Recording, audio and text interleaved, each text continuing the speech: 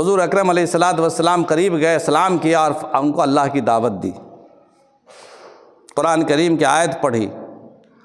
تو ان لوگوں نے کیا بدبختی کی، عبداللہ بن ابی نے کہا کہ اے شخص، معاذ اللہ، اے شخص آپ کی بات کوئی بہت اچھی بات نہیں ہے، آپ کو اچھی لگتی ہے تو اچھی لگے، اپنے گھر تک آپ رکھیے،